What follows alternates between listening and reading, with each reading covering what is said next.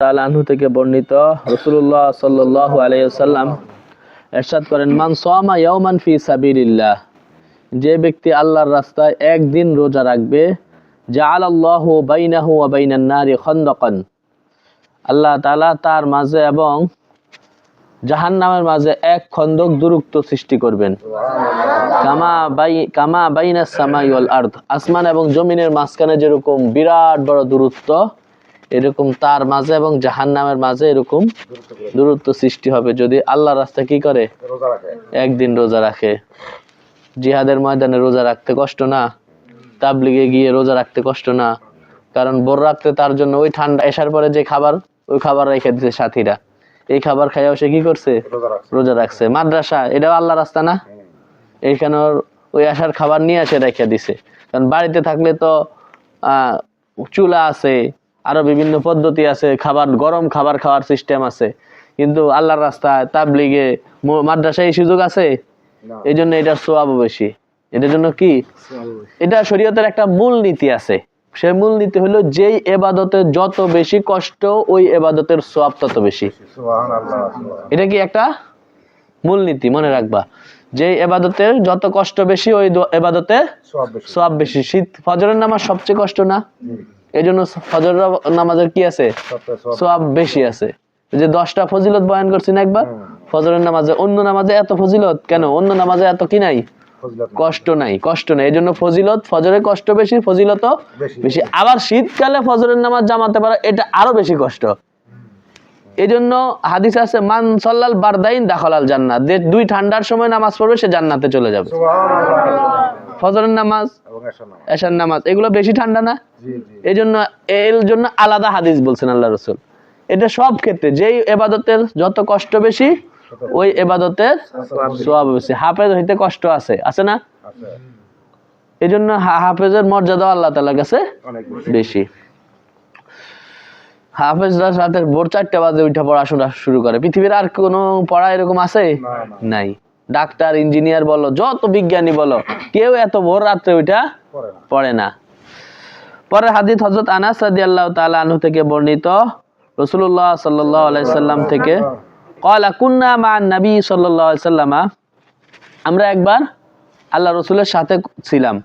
আকসারুনা যিল্লাম মাইয়াস্তাযিল্লু বিকিসাইহি, আমাদের মধ্যে কেউ নিজের চাদর দিয়ে রৌদ্র থেকে বাঁচার জন্য ছায়ার ব্যবস্থা করছে। ওয়াম, কেন? তারা সবাই রোজাদার, রোজা ছিল, এখন রোদ্রে কষ্ট হইতেছে। ওয়াম্মাল্লাযিনা সামু ফালাম ইয়ামালু শাইআন, তো জিহাদের ময়দানে যারা রোজা রাখছে, তারা রোজার উসিলা দিয়ে কোনো কি করে নাই, কাজ করেন যে হুজুর আমি তো সারাদিন রোজা রাখছি, আমার শরীরে শক্তি নাই। ওয়াম্মাল্লাযিনা আফতারু, আর যারা রোজা রাখে নাই, ফাবাআসুর রিকাবা, তারা তাদের ওই সোয়ারি জন্তু বাঁচছে, এদেরকে খাবার খাওয়াইছে, এরা সব কাজ করছে। ওয়ামতাহানু ওয়া আলাজু, এবং খাবার, সবার জন্য খাবার পাকাইছে, বনের থেকে যে লাকড়ি আনছে। একদল রোজার উসিলা দিয়ে কি করছে, কাজ করে নাই। আর যারা রোজা রাখে নাই, এরা বাকি সব কাজ করছে, যে ঠিক আছে এরাও ছাড় দিছে, যে আমার ভাইরা রোজা রাখছে যেহেতু, এদেরকে একটু ছাড় দেই। আল্লাহ রাসূল পরে জানতে পারছেন যে একদল রোজা রাখার কারণে এরা কি করতে পারে না, কোনো কাজ করতে পারে না। আরেকদল রোজা রাখে নাই, যার কারণে সব কাজ তারা করছে। আল্লাহ রাসূল কি বলছেন, ফাকালা যাহাবাল মুফতিরুনা আল-ইয়াওমা বিল আজরি, আজকে যারা রোজা রাখে নাই তারা সব সওয়াব নিয়ে গেছে। রোজা না রেখে কি করছে, সবার সওয়াব তারা নিয়ে গেছে। কারণ তারা কি করছে, খেদমত করছে। না, যারা রোজা রাখে নাই তারা কি করছে, খেদমত করছে। এই জন্য সব সওয়াব তাদের ভাগে চলে গেছে। এই জন্য আমি যদি মসজিদ মাদ্রাসায় খেদমত করতে পারি, এটা কার লাভ? এই হাদিস থেকে এটা বোঝা যায় না? আমি সারাদিন পড়লাম, কিন্তু পড়া তো অবশ্যই পড়া ঠিক রাখতে হবে, কিন্তু মসজিদ মাদ্রাসার যখন খেদমতের আসবে, তখন যদি আমি এর সাথে সাথে খেদমতটা করতে পারি, তাহলে কি হবে, এর উসিলায় আল্লাহ তাআলা আমাকে ইলমে লাদুনী দান করবেন। সওয়াব তো আছেই। ওই যে আল্লামা মুশতাকুন নবী, বলি না প্রায় ওনার ঘটনা, যে ভোর রাত 3টা বাজে উঠা উনি টয়লেট সব পরিষ্কার করে ফেলছে।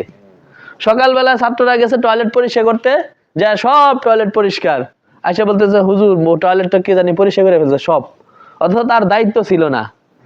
তো হুজুর বলেন যে হয়তো এই উসিলা আল্লাহ তাআলা আমাকে আজকে এই পর্যন্ত আনছে।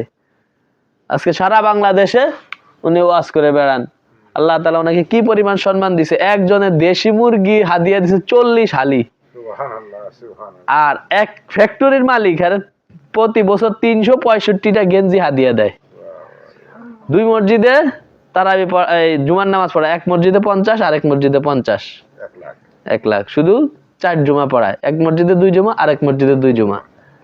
তো অথচ এক সময় অনেক কষ্টে ওনাদের জীবন যাপন করতে হয়েছে, কিন্তু এই যে পড়ছেও ওইরকম ভাবে পড়াশোনা ছেড়ে দিয়ে না, পড়ার মধ্যে 1 নাম্বার, আবার মাদ্রাসার খেদমতের দিক দিয়েও কি 1 নাম্বার। 1 নাম্বার। চিন্তা করে রাতে 3টা বাজে ওইটা সব টয়লেট একাই ধুয়ে ফেলছে।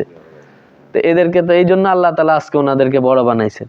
জন্য আমরাও যদি চাই জীবনে কোনো কিছু করতে, দিনের খেদমতের সাথে আল্লাহ তাআলা লাগায় রাখে, এজন্য কি করতে হবে? মসজিদ মাদ্রাসার খেদমতও করতে হবে, নিজের পড়াশোনাও ঠিক রাখতে হবে। আল্লাহ রাসূল বলেছেন আজকে যারা খেদমত করছে তারাই সব সওয়াব নিয়ে গেছেন।